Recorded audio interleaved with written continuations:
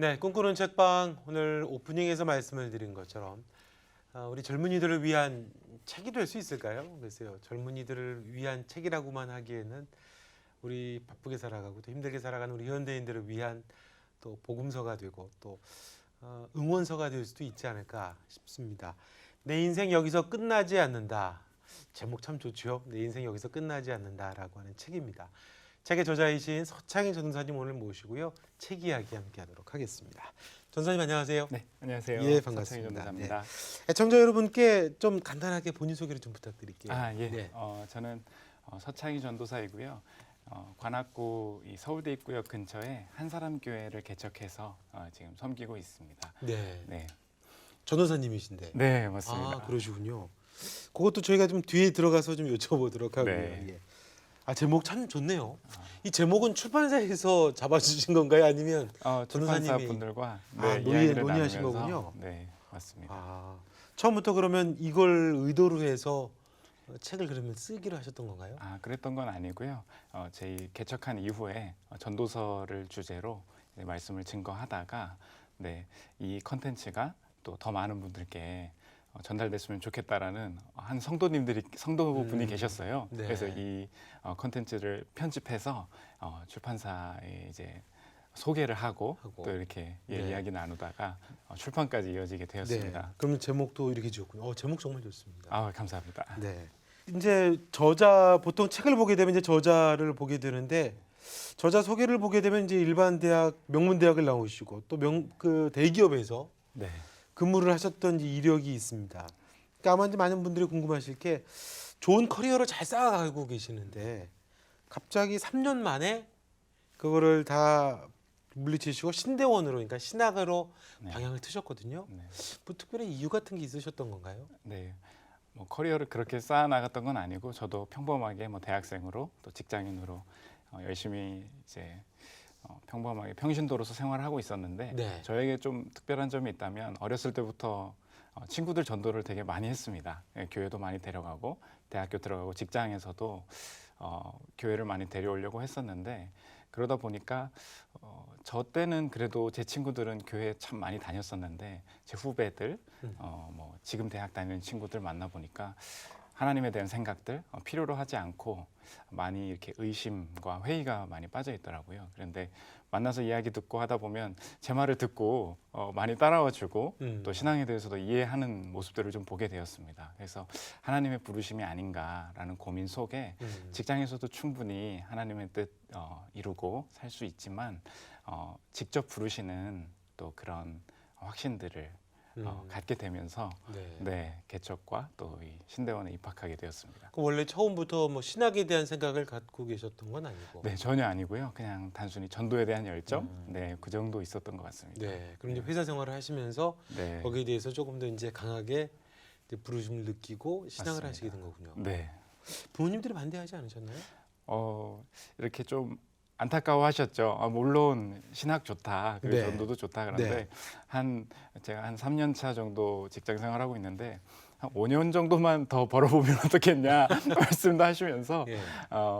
왜냐하면 이제 불안할까봐 스스로도 제가 이렇게 낙심할까봐 많은 걱정들 해주셨는데 이것이 제 갈 길이라면 그러면 뭐 5년을 벌든 10년을 벌든 과연 여유로운 상태라는 게 뭘까? 사실 그런 상태가 오긴 할까라는 고민들도 들면서 이것이 하나님의 부르심이라면 너무 늦지 않는 때에 사명의 길을 걷는 게 맞겠다 해서 3년 정도 차에 이제 입학 준비를 하고 시작하게 그럼 되었습니다. 3년을 고민하신 건가요?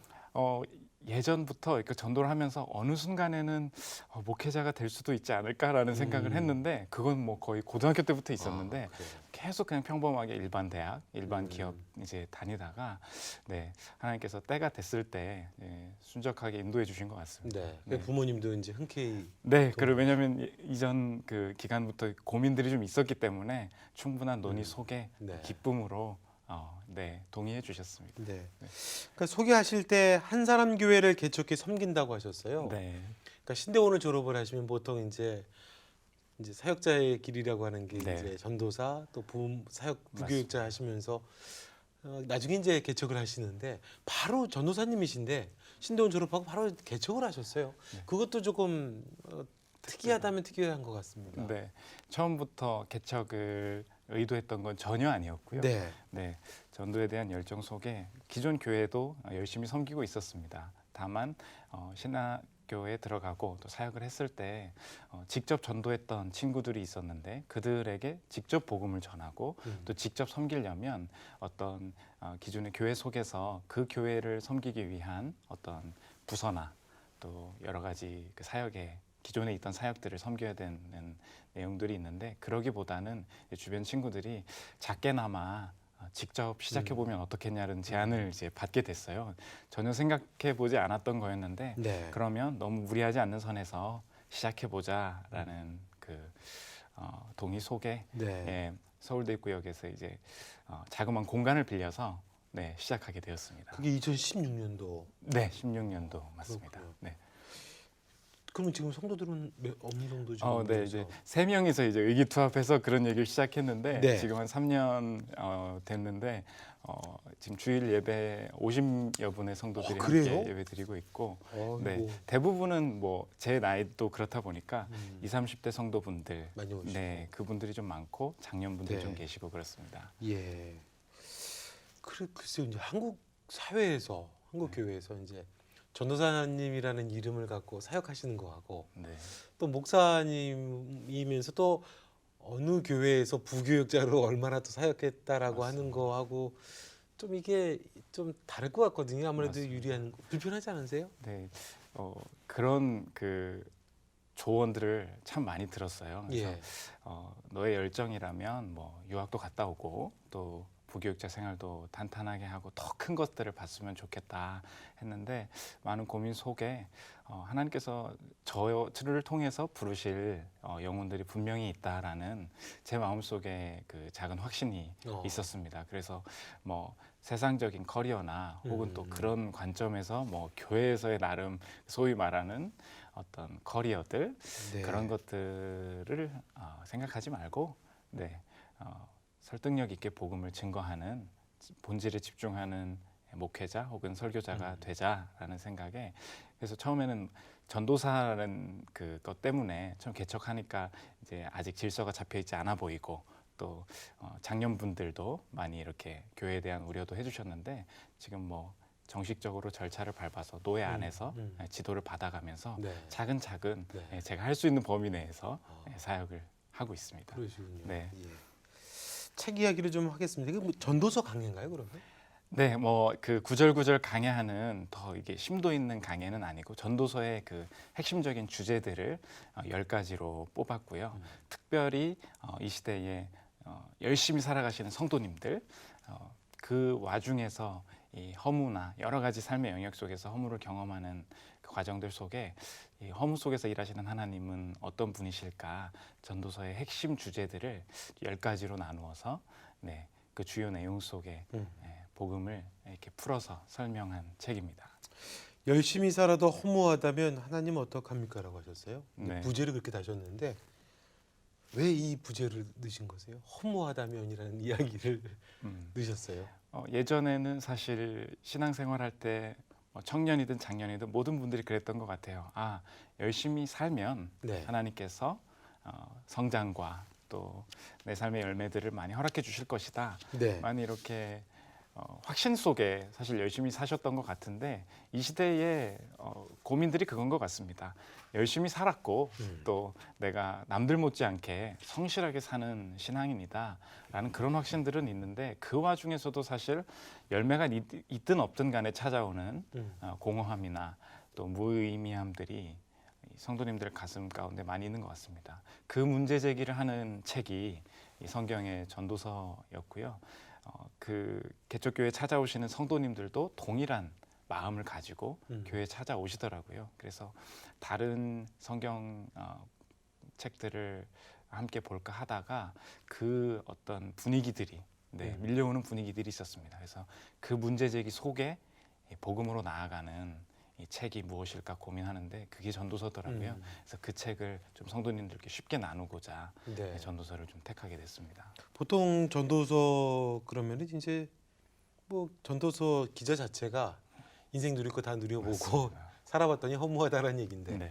청년들에게 이 얘기를 하면 아직 난 가보지 않은 길이고 경험해보지 못한 건데 우리에게 꿈과 야망을 이야기하기 전에 허무부터 이야기한다라 그러면 네. 청년들은 어떻게 반응을 하나요? 네, 그래서 주변에 이렇게 좀 저에게 조언하시는 분들 중에 야, 네 나이에 무슨 허물을 알겠냐.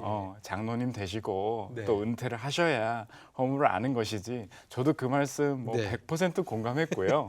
네. 그런데 네. 이 허물이라는 게 그 연령대마다 주제는 좀 다를 수 있는데 네. 그 허무의 본질은 같더라고요. 그 참 어린 아이부터 뭐 청소년, 대학생 그리고 치열하게 사는 직장인도 그 내면 속에 허무함은 참 나이 들어서만이 느끼는 것이 아니라 계속해서 느껴가는 이 삶의 한 영역인 것 같더라고요. 그러다 보니까 제 나름대로도 이 허물을 경험하고 또 함께 성도님들이 고민하는 그 허물을 전도서 안에서 그 공통적인 본질이 무엇인가를 뽑아 보니까 오히려 장년분들이 더 좋아해 주시거나 또 공감해 주셔야 되는데 내가 느끼는 것이 그거였다라고 오히려 젊은 분들이 더 많이 공감을 해주셔서 사실 이 책을 책의 출판을 제안한 분도 저와 동갑이신 분입니다.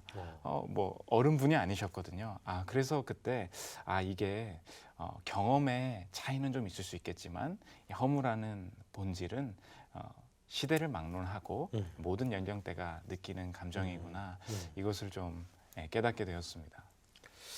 그러면 하나 여쭤볼게요. 이제 교회에서 권장하는 용어들이 있고 교회에서 조금 기피하는 용어들이 있거든요. 네. 이제 우리가 뭐 감사, 은혜, 기쁨 뭐 이런 용어들은 근데 이제 뭔가 교회에서 허무 이렇게 얘기를 하면 네.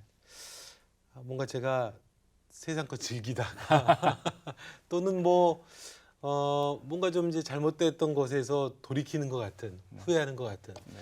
근데 실제로 보시면 어떠세요? 허무라고 하는 말을 그러니까 이제 말씀해 주실 때 동시대 청년들도 많이 만나고 얘기한다고 하셨는데 그 모양이 어떻게 많이 그런 모습들을 보게 되시나 보죠? 네, 기존의 허무라 하면은 내가 방탕하게 살았습니다. 그 이후에 천부의 의지 없어서 손 들고 옵니다. 네. 다 이런 과정에 네. 그래서 타락 이후의 회개, 뭐 그다음에 향락을 즐긴 이후에 하나님께 나왔습니다. 이런 경우가 참 많았는데 이 시대 허무는 허무의 본질은 같겠지만 그 방향이 처음 출발이 타락 우리가 지금 죄악된 것으로 터부시하는 그런 타락이 아니더라고요. 지금의 허물을 느끼는 현장은 치열함, 열심, 네, 최대한의 노력, 네, 궁극적으로 달려가는 내 삶의 뭐 어떤 열정, 되게 단어들을 보면 너무 좋은 얘기들이에요.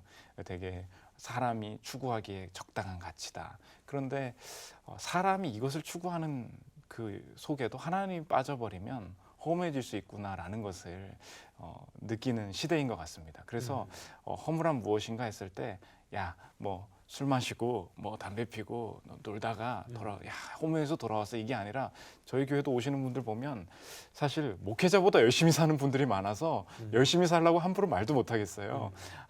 그렇게 그런 분들 만나 보니까 허물한 게 이런 거구나. 지금의 그 허무의 본질은 같지만 출발이 지금의 분들은 그래서 그 오늘 부제도 열심히 살아도 허무하다면 이렇게 지을 수밖에 없었던 이유가 네. 특별히 이렇게 죄악으로 타락한 분들이 아니라 네. 그 열심 속에서 하나님을 잃었을 때의 그 죄악된 허무함 이것들이 이 시대의 허무를 표현하는 색깔인 네. 것 같습니다. 그 허무의 방향을 교회가 정확히 파악을 못하게 되면은 그 시대의 사람들을 품기가 어렵겠군요. 그럼. 맞습니다. 허무와 좌절에 부딪혀 사는 우리 청년들, 뭐 이제 뭐 알바 세대라고도 하고, 참 우리 청년들 참 힘든 세대를 사실 그 어느 때보다도 살아간다라는 얘기들을 많이 하는데 그 해법을 줄 수 있는 책이 바로 이 전도서다라고 하셨거든요. 네. 이유도 좀 말씀을 해주시면 좋겠어요. 전도사님. 기존에 저도 모태신앙이기 때문에 사실 기존의 교회에서 말씀 듣고 확신들이 저도 있었습니다. 네. 그리고 10년 전 정도만 해도 제가 07학번인데 그런 분위기들이 있어서 선배님들이 어떻게 생활하셨나 보면 야 예배 열심히 드려 그리고 선교 열심히 가자 전도 열심히 하면 하나님께서 나의 문제를 책임져 주실 것이다. 너는 하나님의 일을 하고 네. 하나님은 나의 직장과 결혼과 학업에 길을 열어주시고 이런 확신들 다 가지고 있고 저도 그렇게 살았거든요.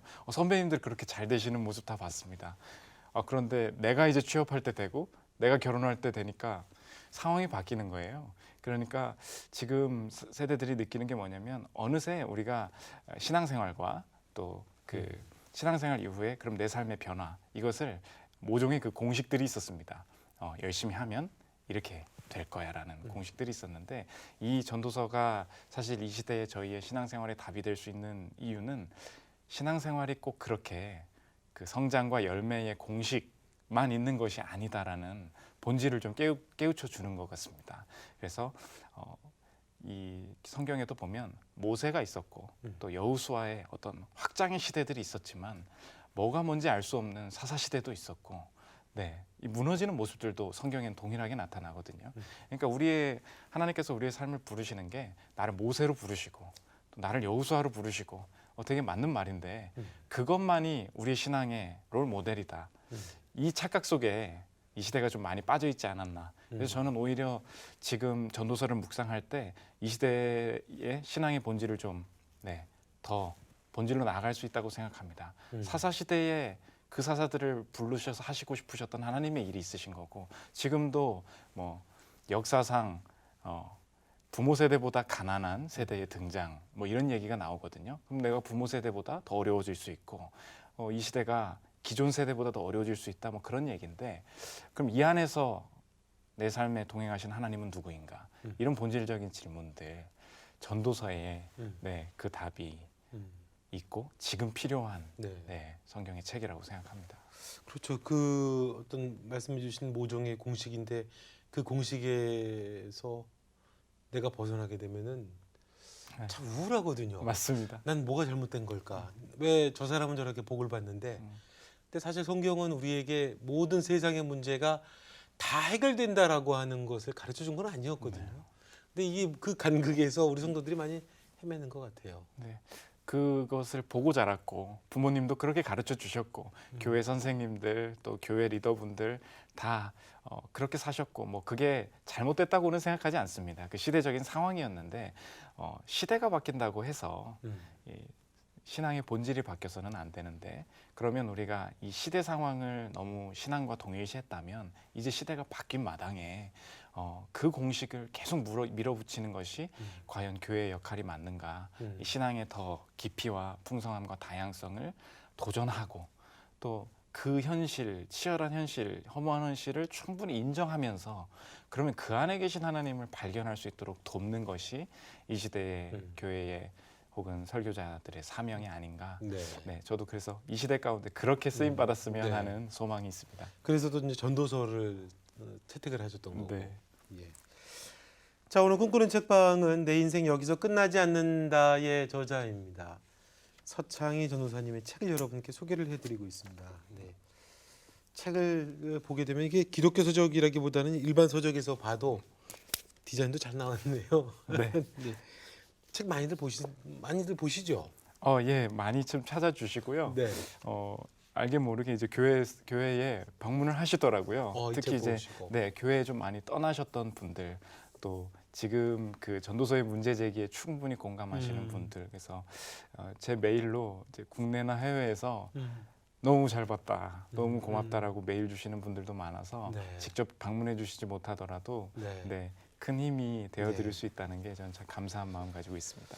전도사님은 어떠세요? 전도사님도 이제 30이신가요? 올해 31살입니다. 31이시니까 청년들 세대하고 이제 부대끼시는데 그 전도사님의 결핍 허무 속에 있을 때 전도사님은 전도사를 붙들고 본인께서 이제 어떻게 어려움을 극복했던 경험이 또 있으시니까 하셨을 것 같다라는 생각이거든요. 맞습니다. 뭐 본인 이야기해 주시면 어떠세요? 네.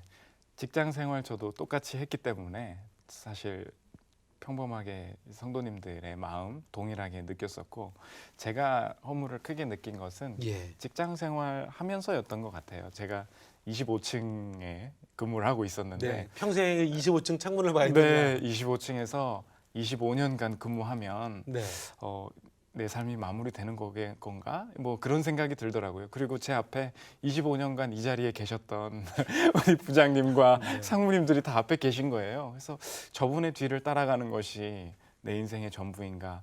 저만 그 생각하는 줄 알았더니 하나님 믿지 않는 친구들도 그 생각하면서 체념하면서 살아가고 있더라고요. 그런데 그러면 그 질문에 대한 너의 답은 뭐니? 이렇게 식사 자리에서 물어보면 뭐 여행을 가거나 네, 과격한 뭐 스포츠를 추구하거나 그렇게 이제 해결을 하더라고요. 그런데 네. 묵상 중에 확신을 갖게 되었습니다. 아, 장소를 바꾼다고 혹은 뭐 새로운 것을 추구한다고 해서 지금 반복되는 일상의 허무함을 해결할 수 있는 것이 아니구나.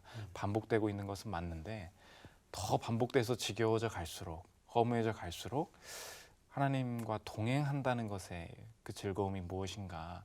굉장히 추상적인 말이고 뭐 하나님의 임재 이런 얘기하면 사실 저도 대학교 때 비웃었거든요. 실질적이고 실용적인 답을 줘야지. 신비주의자. 네, 뭐 임재라는 게 무엇인가? 예. 뭐 오순절 얘기하는 것이냐? 뭐 너무 극단적인 신비주의 아니냐? 뭐 이렇게 얘기했는데 아니더라고요. 말씀 가운데 동행하고 내 안에 그 하나님께서 주시는 그 임재 확신 이것만이 풀 수 있는 답이다.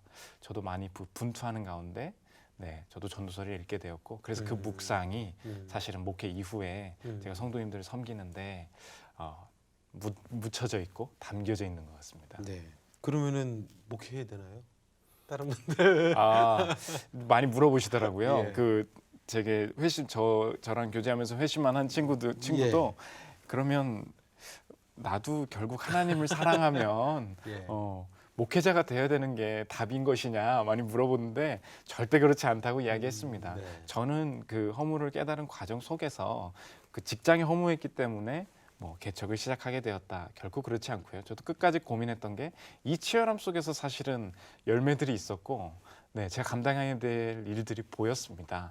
그런데 여기서 허무하니까 이쪽으로 가자. 이것은 결국 똑같이 그 방법을 바꾸고 장소를 바꾸는 것이거든요. 그러나 그 이전에 같은 자리에서 같은 시간 속에 주와의 동행함을 누리는 그 훈련들, 그 묵상들이 이 시대의 네. 그 직장인으로 또 뭐 주부로서 또 학생으로서 그 자리에 계신 우리 많은 성도님들께 도전이 되어야 되고 그것을 더 고민하셔야 되는 시대라고 생각됩니다. 그렇군요. 책에는 이제 10가지 키워드를 쓰시면서 전도서의 지혜를 나눠주셨습니다. 10가지 이제 키워드 다 얘기할 수는 없습니다. 네. 허무, 열심, 타이밍, 극단, 우상, 돈 뭐 있는데 어떠세요? 저 전사님 보실 때 가장 이 중에서 좀 하나를 고르라고 하면 네. 힘주어 좀 말하고 싶다. 주제 어떤 걸까요? 모든 컨텐츠가 여기 보시면 네. 뭐 타이밍, 뭐 극단, 우상, 돈, 뭐 네. 현실적인 얘기들 많이 적어놨는데요. 특별히 한 가지 소개해드리자면 타이밍인 것 같습니다. 타이밍이요. 네, 결혼 언제 해야 될까? 그리고 이직 언제 해야 될까? 사실은 만나보면 다 그 고민이거든요. 인생은 타이밍이죠. 맞습니다. 그래서 인생은 타이밍인데 네. 내가 타이밍을 모르면 어쩌란 말이냐. 이제 성도님들 고민이 다 그거였어요. 그래서 타이밍에 대한 생각이 무엇인가. 전도서가 답을 하고 있더라고요. 그런데 그 대답이 참 허무합니다. 뭐 사람으로 하여금 그 하나님의 일의 시종을 알지 못하게 하셨다. 결국은 성경의 대답은 넌 타이밍 모른다. 이게 정답이라는 건데 이거 장난치시는 겁니까? 사실 성도님들도 그 많은 고민하셨거든요. 그런데 일의 시종을 알지 못하게 하신 이유가 무엇인가? 하나님 경외하게 하시기 위함이다. 이렇게 적혀 있습니다. 결국은 이 타이밍 속에 사실은 이 타이밍을 잴 때 우리가 하나님 대신 섬기는 다른 하나님이 있다. 이런 걸 지금 보여주고 있는 건데 예를 간단히 하나 들어보면 저희 교회 한 그 셰프로 지내는 그 요리사가 있었습니다. 요리사가 있었는데 계속 그 다른 분 밑에서 일을 하는데 사업을 하고 싶어 하는 거예요. 근데 사업의 타이밍이 지금이라고 생각한다 하면서 타이밍을 알아야 하는 자꾸 타이밍 이야기를 하는 겁니다. 그런데 그래 하나님께서 순적하게 인도해 주실 거라 생각한다. 그런데 지금 해야 될 것 같아요. 지금 해야 될 것 같아요. 자꾸 타이밍을 이렇게 서두르더라고요. 그런데 너 왜 이렇게 서두르니? 알고 보니까 주변에서 CEO 되었다. 너 사업으로 성공했다. 이 말 듣고 싶어 하는 거였습니다. 그러다 보니까 제가 그 광경을 보면서 이 타이밍에 대한 하나님의 뜻을 깨달았던 게 타이밍 뒤에는 내가 섬기는 하나님 대신 다른 하나님 성경이 말하자는 다른 하나님이 있구나. 너의 하나님은 무엇이냐 했더니 사업을 해서 CEO가 됐다는 걸로 인정받고 싶어요. 이게 나의 하나님이 되다 보니까 지금 해야 된다, 빨리 해야 된다. 그래서 결국 결론은 내가 서두르거나 혹은 지체하고 있는 것 속에는 사실 직면하고 싶지 않은, 내가 놓고 싶지 않은 나의 다른 우상, 다른 하나님이 있다. 이것을 알게 되었습니다. 그런 방향으로 이 타이밍의 그 문제들을 전도서 중심으로 풀어나가다 보니까 성도님들이 그 부분에서 많이 공감을 해주셨고 이 타이밍은 단순히 하나님 알려주세요. 언제 결혼해야 됩니까? 그것이 아니라 주와 동행하는 그 경외하면서 하나님을 가장 경외할 때 직통 계시로 지금이야 이렇게 말씀을 주시는 게 아니라 내 마음의 평안과 확신 속에 하나님의 여러 말씀의 기준 속에 이렇게 하면 되겠다라는 자연스러운 과정 속에 드러나는 것이지 절대 이렇게 내 우상을 포기하지 않고서는 알 수 있는 게 아니다. 이런 생각이 좀 들었습니다. 네. 그것도 결국에는 이제 내 안에 있는 그 우상, 내 안에 있는 탐욕, 욕심을 따라가다 보면은 인생은 또 허무해질 수 있는 거겠군요. 맞습니다. 예. 결국은 하나님께서 허물을 벗어나길 원하시는데 사실은 그 타이밍 속에서 고민하길 원하시는 거죠. 그거를 포기하지 않고 타이밍에 허물을 벗어나길 원합니다. 그래서 너무 허무하다. 지금 결혼해야지. 너무 허무하다. 지금 이직해야지. 단순한 방식으로 이렇게 타이밍 자체를 추구하려 했다가는 결국은 이 허무함을 벗어나지 못할 것이다. 타이밍 안에는 하나님을 경외함이라는 중요한 주제가 숨겨져 있다. 이게 전도서의 말씀이었습니다. 그렇군요. 글쎄 이제 요즘 청년들은 이제 어떤 생각이나 어려움을 갖고 있는지 사실은 이제 우리 세대 어른들이 공감하는 게 참 쉽지 않습니다. 세대 갈등도 심화되고도 있지만 요즘은 뭐 세대 갈등뿐만이 아니라 같은 세대여도 세대 안에 이 빈부의 차, 그러니까 뭐 흑수저 금수저라는 얘기도 맞습니다. 우리가 자연스럽게 쓰고 있는데 밀레니엄 세대, Z 세대, 뭐 N 세대 명칭이 참 많습니다. 어떠세요? 이제 청년 세대들을 보고 이제 청년 세대들 사역에 또 관심을 많이 가지시면서 우리 청년 세대들의 특징이 뭐다 이렇게 방송을 듣고 계시는 어른분들에게 이야기해 주신다라고 그러면 어떤 이야기 좀 해주실 수 있을까요? 비유를 좀 한 가지 하면 좋을 것 같은데 이 시대 저도 마찬가지고요. 사실 자기 부상 열차 한번 생각해 보면 어떨까 합니다. 자기력으로 붕 떠서 가는 기차인데 사실 그 안에 타고 있는 사람은 이게 자기 부상 열차란 걸 모르면 이게 왜 떠 있는, 내가 어디 떠 있는 건지 뭐 어디로 가는 건지 모릅니다. 근데 이 시대가 그런 것 같아요. 기존 세대 분들은 뭐 신앙이 무엇인지 또 교회가 어떻게 세워져 왔는지 그리고 어떤 고민 속에 이 시대가 이런 가치들을 붙들게 된 것인지 몸으로 경험하고 또 가난과 전쟁과 여러 가지 고민 속에서 그것을 체득하신 분들인데 이미 갖추어진 시대 속에서 내가 되게 좋은 나라다 또 좋은 인생이다 살고는 있는데 왜 이 가치를 붙들어야 되는지 잘 모르겠고 어떤 히스토리가 있는 건지 모르겠다 보니까 인생의 여러 가지 결정들을 할 때 붕 떠 있는 느낌이 드는 거예요. 내 밑에 무엇이 있는지 사실 고민해 본 적도 없고 그냥 돈 많이 벌어서 뭐 좋은 가정 이루면 되는 거 아닌가라는 그 조금 얕은 어쩔 수 없이 그 시대 속에 그냥 붕붕 떠다니는 느낌이 들더라고요. 그래서 목회자로서 또 설교자로서 이 성경 안에서 왜 그 가치를 붙들게 만들었는지 그리고 이 시대의 문화 속에 네가 어떤 문화의 공기 속에 지금 살고 있는 것인지 자기 부상 열차처럼 떠서 어디로 가고는 있는데 이 시대 문화가 뭘 말하고 있는 것인지 너도 사실 그 안에 살고 있다라는 걸 보여주는 그런 게 좀 필요할 것 같습니다. 그래서 이 시대 청년들은 자기 부상 열차에 타서 나도 모르게 어딘가로 끌려가고 있다라는 이런 청년들의 좀 세태가 있는 것 같습니다. 그럼 그 청년들을 교회가 끌어안고 싶은데 뭐 이제 교회들 청년들이 이제 요즘은 미전도종족이다 그런 얘기를 하거든요. 교회에서 청년들 보기 참 쉽지 않고 어떠세요? 이제 청년들을 대상으로 목회나 사역을 할 때라든가 그들을 이렇게 관심을 갖고 그들을 사역을 했을 때 이런 거 노하우라면 노하우고 팁이라면 팁이고 방법이라면 방법입니다. 이런 것들 교회가 참 신경을 쓰면 좋을 것 같다라고 하면은 어떤 이야기 좀 해주실 수 있으세요? 결국 사람을 변화시키는 건 하나님의 말씀인데 저도 평생에 뭐 설교 듣고 말씀 듣고 살아왔는데 기존에 그 하나님의 말씀을 전하는 것은 이런 방식이었습니다. 본문 네. 설명하고 네. 하나님의 뜻은 이것입니다. 첫 번째, 사랑하면서 사십시오. 두 번째, 이웃을 도우면서 사십시오. 세 번째, 자신의 정결에 힘쓰십시오. 뭐 어떤 성경의 가르침들, 하나님의 뜻은 이것입니다라고 그냥 이렇게 선포해 주면 받아들일 마음이 있었고 또 사람들이 그런 단순한 이야기들을 쉽게 흡수하는 세대였습니다. 근데 지금 세대들은 사실 내 철학이 훨씬 강하고 성경의 생각보다 내 생각이 훨씬 실용적입니다. 라는 이런 생각을 가지고 있습니다. 그래서 저도 고민 속에 어떻게 하면 이 친구가 회심할까, 이 성도님들이 복음을 받아들일 수 있을까라는 고민 속에 많이 생각을 했는데 단순히 그렇게 전달하면 안 되더라고요. 지금 성도님들이 이 철학이 맞다고 생각하시죠? 이 생각이 가장 효율적이라고 생각하시죠? 그러나 그 생각 제가 알고 있습니다. 그러나 그것에는 구멍이 있습니다. 이 돈을 추구하는 마음 속에는 혹은 아까처럼 타이밍을 추구하는 마음 속에는 뒤에 사실 당신이 하나님을 믿고 있다고 하지만 다른 것을 의지하고 있었네요. 라고 그 숨겨진 내 안의 전제들, 내 안의 우상들을 이렇게 끄집어내 줘야 그때부터 인정하고 듣기 시작하시더라고요. 맞아요. 저는 결혼을 하지 못하면 내 인생이 망했다고 생각했습니다. 저는 지금 사장님이 되지 못하면 내 인생에 의미가 없는 거라고 생각했었군요. 라고 내가 기존에 추구했던 것을 먼저 보여주지 않으면 아무리 하나님의 뜻이 이거라고 말해도 듣지 않더라고요. 그래서 처음에 먼저 그래서 설교의 앞부분 혹은 그 성경 공부를 할 때 내가 기존에 가지고 있던 당신의 그 추구가 무엇이었는지를 이해한다. 그리고 이것은 이런 세계관에 있는 것이다라는 것을 먼저 보여줘야 좀 사람들이 분들이 이해하는 것 같습니다. 뭐 한 가지만 좀 예를 들면 이번 주에 설교를 했던 건데 교회 친구들이 저한테 그런 얘기를 많이 했어요.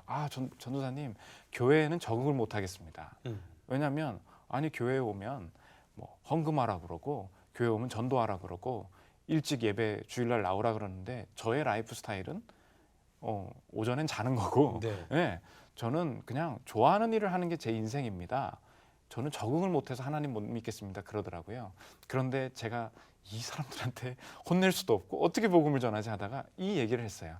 네가 적응하려고 하는 곳에 하나님이 있다. 그러면서 무슨 예를 들었냐면 네가 적응을 하지 못한다고 하지만 대학교 졸업한 이후에 출근할 때 너는 적응하지 못할 것 같았던 곳에 적응하는 것을 보게 된다. 지하철에서 낑겨서 어떻게든 회사에 지각하지 않고 가려고 하는 것, 상사님께 내가 고분고분 뭐 이렇게 관계를 기쁨을 미소를 지으려고 하는 것, 너의 감정으로는 그게 동의가 되지 않지만 왜 적응하려고 하느냐? 왜냐하면 이 직장에 내 미래가 있고 의미가 있고 가치가 있고 사람은 어디에 적응하느냐?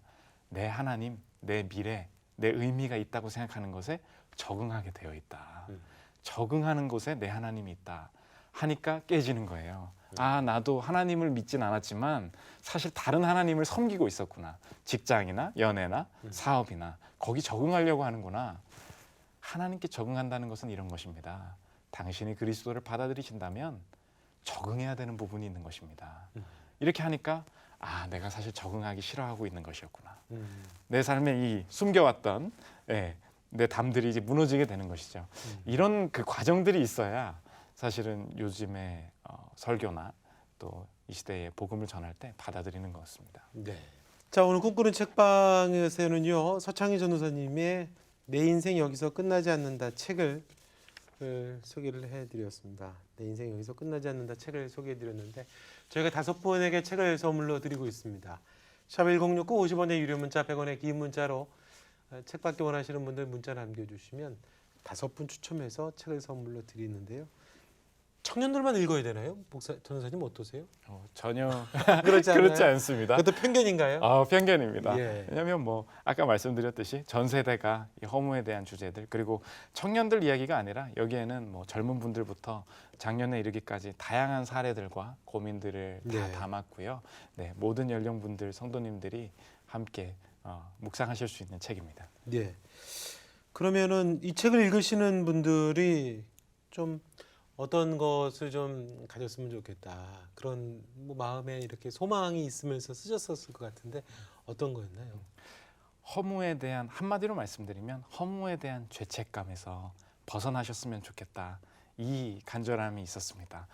열심히 살아서 잘 돼서 간증을 해야 되는 게 내 인생이었는데 열심히 살았는데 나 이제 간증 못 하겠고 교회 기둥 뒤에 숨어 있어야 되고 생각대로 돼 있지 않고. 생각대로 돼 있지 않은데 예. 내 교회 직분은 리더고 집사고 안수 집사님이 벌써 장로가 되어 버리신 거예요. 내가 장로가 돼서 사람들 밥도 사주고 그래서 장로가 돼서 뭐 재정부도 맡고 네. 큰 일 좀 하고 싶었는데 건축도 좀 하고 싶었는데 상황이 너무 달라진 것입니다. 그때 참 많이 죄책감으로 가시더라고요. 잘못 살았구나. 내가 잘못한 게 있는 것이 아닌가. 그 죄책감 벗어나시라는 말씀, 그리고 꼭 장년분들이 아니더라도 절 연령대에 내가 죄악된 삶을 10대, 20대 때 살았기 때문에 하나님께서 나를 치시는 거야. 심판하시는 거야. 뭐 하나님께서 죄악을 다루시는 때도 있겠지만 허무를 느꼈다고 해서 그것이 꼭 죄 때문이다. 이것이 아니라 전도서는 늘 말하는 것이 하나님께서 경험하게 하시는 과정 중의 일부이다. 그래서 저는 늘 말씀드리는 게 허무도 고난의 일종입니다. 우리가 고난을 경험하듯이 고난의 어떤 칼라가 허무라는 대로 찾아올 수도 있습니다. 그래서 그러면 이런 칼라로 찾아오는 허무는 하나님과 어떻게 벗어나거나 혹은 머무르면서 메시지들을 찾을 수 있을까요? 이걸 고민해야지 자꾸 죄책감으로 가시려는 그런 마음들 벗어나셨으면 좋겠고 네. 위로와 격려를 드리고 싶은 마음이 있습니다. 아, 이제 수능이 이제 끝났고 수능이 끝나서 이제 대학이 이제 대학 결정된 분들이 많이 계시는데 그러다 보니까는 좋은 대학을 가면 내가 참 신앙생활 잘해서 하나님이 축복을 하신 것 같고 내 자녀가 그렇게 치열하게 살았는데 잘 안 돼 있으면 뭔가 내가 하나님 앞에 죄를 지어서 그런 것 같고 우리 아이가 하나님 보시기에 뭔가 흡족하지 않아서 그런 것 같고 그런 마음이 우리 안에 왜 그렇게 있을까요? 저도 참 주변에 대학 못 간 친구들, 삼수한 저희 청년들 다 부둥켜 안고 도대체 답이 안 나오는 이 상황. 저는 또 힘들었던 게 저는 대학을 그냥 네. 한 번에 그냥 갔거든요. 네. 그러니까 전도사님은 내 제 마음을 마음을 어떻게 모릅니다. 이건 그러니까 할 말이 없는 거예요. 그런데 늘 그 성경의 본질들을 다뤄주면은 깨달음들이 있는 것 같습니다. 예를 좀 들어보면 2명의 배우를 지망하는 배우 지망생이 있었는데 한 명은 둘 다 열심히 기도해서 오디션 보러 갔는데 어떻게 됐느냐? 둘 다 떨어졌습니다. 그런데 이 한 명은 인생이 타락으로 난 이제 망했어. 그런데 이 배우라는 직업일 뿐이지 하나님과 동행하는 내 인생에 대해서 이 배우라는 직업 자체는 일부일 뿐이야. 하나님이 이 실패나 이 헤매는 과정, 그 남보다 늦춰지는 과정 속에서도 하실 일이 있어. 그러면서 이 길을 찾았던 이 친구, 다른 그 재능을 찾아서 바로 금방 회복되고 일어나는 모습들을 보더라고요. 그러니까 대학 한국 사회에서 외면할 수 없고 사실은 현실적인 문제들 다 인정합니다. 그럼에도 불구하고 하나님께서 내 친구와 다른 길을 내 삶에 허락하실 때 내가 하나님께 심판받는구나. 하나님께 내가 뭘 못했냐. 내가 헌금을 더 덜했냐. 이런 조건적인 방식으로 나아가는 이런 기복적인 마음이 아니라 하나님께서 이미 내게 예수 그리스도를 통해 모든 것을 주셨다. 그분이 내 삶에 해가 되거나 내 인생을 망치는 상황을 결코 허락하지 않으실 것이다. 지금 모습은 악해 보이고 지금 모습은 실패로 보이는데 이 과정 중에 이것을 만들어서 선을 이루신 분은 내가 아니라 하나님이다. 이 사실 믿음의 확신을 자녀분들에게 혹은 부모님 스스로가 먼저 가지셔야 되는데 사실은 자녀들도 그런 것 같아요. 나 여기서 회복하고 싶은데 부모님 보면 그렇죠. 부모님의 우상도 대학이거든요. 그렇죠. 부모님 얼굴 보면 차마 면목이 안 서요. 맞습니다. 부모님이 괜찮다는 마음을 그 부모님의 얼굴에서 느껴야 되는데 네. 내가 부모 얼굴 보면 나 실패자라고 얼굴에서 말씀을 하고 계시니 사실 집도 나가버리고 싶고 나 혼자 자취하고 싶고 그런 친구 정말 많이 봤거든요. 사실은 시험 못 본 자녀 문제가 아니라 그럼 부모 문제군요. 같이 하나님께 예. 좀 더 깊은 고민들, 그리스도로부터 오는 그 확신들 네. 회복하는 기회가 되지 않을까. 네. 네, 그런 생각이 요즘 듭니다. 이거 책 나왔으면 이제 다음에 또 책은 어떻게 생각하고 계신가요? 제가 할 수 있는 일이 아니고 네. 이 출판사 분들이 상도님들이 또 좋게 봐주시면 네. 이 책의 인기에 따라 또 지금은 저희- 다른 거 그러면은 시리즈를 설교하시나요? 네, 지금 뭐 매주 설교 나누고 네. 있고 이제는 뭐 사사기도 보고 네. 여러 가지 보고 있는데 이게 책으로 연결될지는 이 네. 성도님들이 얼마나 이 말씀을 사랑해 주시느냐에 따라서 달린 것 같습니다. 그렇군요. 네. 자, 내 인생 여기서 끝나지 않는다 책 서창희 전도사님의 책 여러분께 오늘 꿈꾸는 책방에서 소개해드렸습니다. 전사님 오늘 좋은 책 소개 고맙습니다. 감사합니다.